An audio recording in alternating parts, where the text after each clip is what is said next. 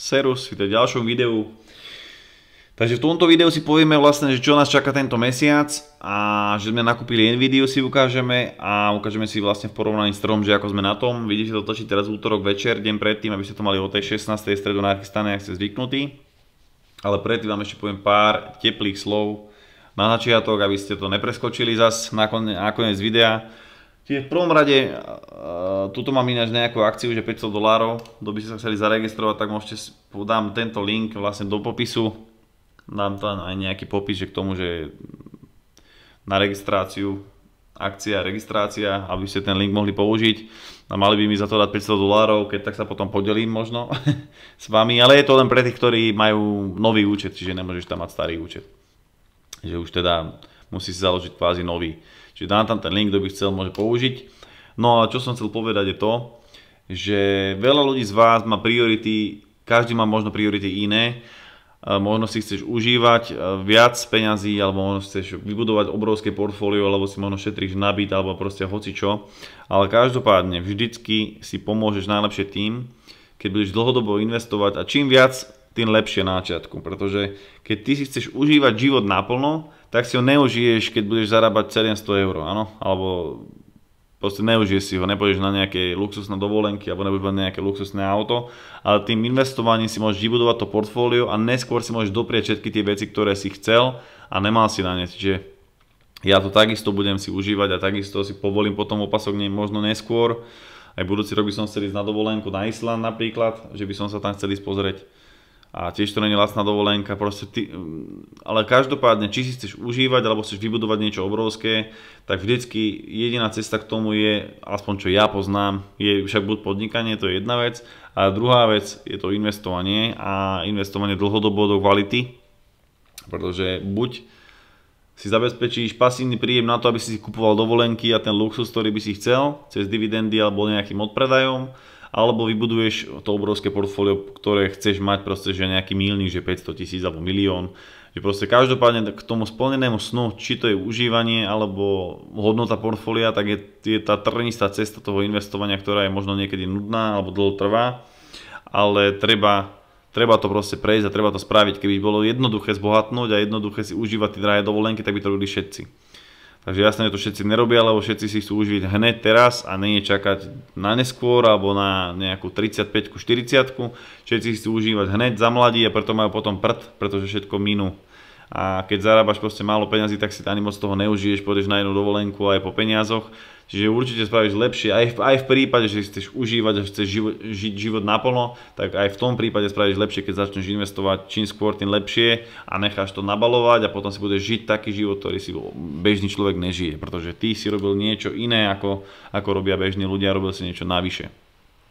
Čiže to je tých pár teplých slov, ktoré som vám chcel povedať. Čo sa týka našej skupiny, tak je nás 378, čiže pribudol nám jeden ďalší človek, 1,94 milióna, takže zase sme na tom novom rekorde, ako sme boli tu. Akorát máme o 4 ľudí ešte viacej, takže úplne super. Čo sa týka dnešného dňa, tak sme minus 0,07, S&P 500 minus 0,16, Dow Jones tiež, aj Nasdaq, takže sme zase na tom najlepšie, čo ma veľmi teší. Čo sa nám podarilo teda, už nám pribudli tie dividendy, ešte mi nejakých $5, $6 ostalo. Takže dneska som prikúpil za tých $300 Nvidiu, momentálne je to minus nejakých 2,4, ale to je nič, proste Nvidia má veľkú volatilitu a ona keď sa rozbehne, tak ten mínus bude veľmi rýchlo vymazaný a bude to opäť v profite. Čo sa týka analytikov, tak to je, že pôjde o 31% hore, takže takisto sú veľmi bullish na Nvidiu.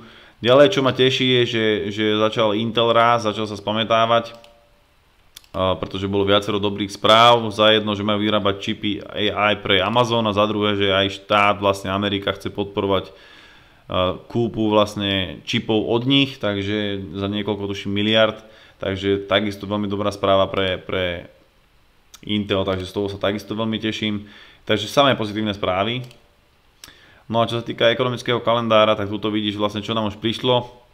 Intel, Wells Fargo, Kroger, Enbridge, Aflac, 3. nám prišiel Pfizer, Visa, PSX, Walmart. Potom 5. bol Raytheon Technologies, 6. ich tam bolo viacej, tam bol Amgen, Honeywell, Saturn, Trends, Sherwin-Williams, Unilever a Moody's.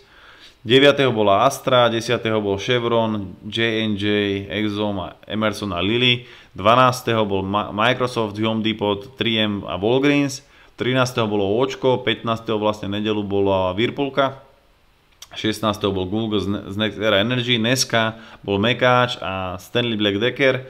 Potom ďalšia dividenda, ktorá nás čaká je 20. Dominion Energy, 23.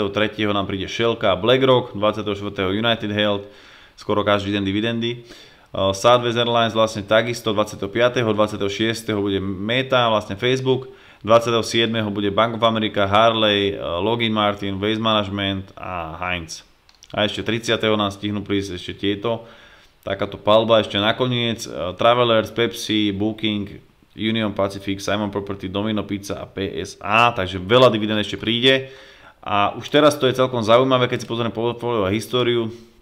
Tak vlastne tuto vidíš aj tento mesiac. Väčšina to máte nastavených 30 dní. Ale keď chceš vidieť tento mesiac, tak si dáš tuto, že vlastne tento mesiac a vidíš dividendy tu a nemusíš ísť ani do toho výpisu a vytlačať si nejaký výpis. Takže tu vlastne vidíš tie dividendy. Čiže už teraz je 93 a ešte nejakých 17 firiem dividendu vyplatí, takže zase budeme cez 100 a zvyšujeme vlastne ten priemer, ktorý je. Takže takisto sa z toho veľmi teším. No a to je v tomto videu všetko. Povieme si potom v ďalších videách. Aj máme zvýšené dividendy od Microsoftu o nejakých cez 10%, takže takisto veľmi dobrá správa, ale to si povieme v ďalších videách. Takže to je v tomto videu všetko. Pár teplých slov motivačných do investovania ste dostali. Link nechám dole v popise vo videu na tú registráciu. Neviem, či to nemajú chybu tých 500, lebo tam bolo tuším 200, ale však my skúšame, kto bude chcieť, môže použiť a môže sa zaregistrovať a pomôcť tým kanálu a mne. No a kto by ste sa chceli k nám pridať do skupinky, ako teraz sa pridal k nám jeden človek, tak dole v popise takisto nájdeš video na kopírovanie, že čo to znamená, ako sa k nám pridať. Takže to je v tomto videu všetko a počujeme sa v ďalšom videu v piatok. Nazdar.